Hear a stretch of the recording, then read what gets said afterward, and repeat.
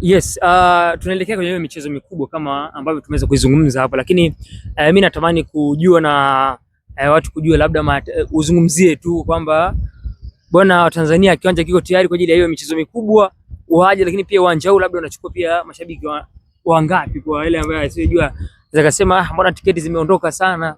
Kwa kweli mimi niwakaribishe wadau wote wa michezo kwa kanda ya kaskazini, lakini hata hivyo mikoa ya mbali mikoani huko kwamba uwanja huu unaweza ukachukua washabiki 15,000 mpaka 20,000.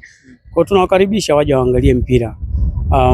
Timu hizi zetu kubwa Simba na Yanga, Azam wanapokuwepo katika ukanda fulani washabiki wanawafuata, lakini pia kuna wachezaji ambao ni favorite wa washabiki wengi na Faisali kina Chama watakuwepo hapa. Kwa hiyo niwakaribisha wananchi wa kanda kaskazini wale ambao tunawasikia huko waje waone live kwenye uwanja wa Sheikh Amri Abeid. Timu zingine ambazo zina changamoto za viwanja, hazina viwanja, hatuwezi kuhalika timu nyingi, maana zikiwa nyingi zitatuharibia pia uwanja. Kwa pale uwanja wa matumizi wa uwanja, sasa kukuambia matumizi wa uwanja pia ili iwe bora ni ku maintain matumizi. Kwa hiyo ukiwa na utumiaji mwingi sana wa uwanja unaweza ukapoteza ule ubora wake. Kwa hiyo kwa ambao sasa hivi tuna Fountain Gate, tuna TRA, tuna timu za Championship 2 na tuna timu moja ya League 1 ya IAA, Mbuni na TMA wote wako hapa. Kwa hiyo tuna timu 5 sasa hivi zinazotumia uwanja. Kwa hiyo kwa sasa kwa kweli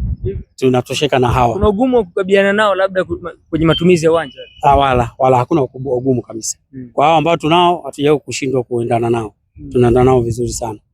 Hongera sana bwana. Nashukuru sana. Nikushukuru sana bwana, naamini tutaweza kuonana katika michezo inayokuja. Nashukuru sana. Karibuni sana. Asante sana. Bwana, huyo ni meneja wa uwanja huu wa Sheikh Amri Abeid, ndugu yangu Emmanuel Limo, akiweza kuzungumzia kile ambacho kinaendelea katika uwanja huu, lakini pia the way anavyotunza uwanja huu kuhakikisha kwamba unakuwa bora kwa matumizi kwa muda wote. Mimi ni Alikano Abeid, kipenzi cha mashabiki.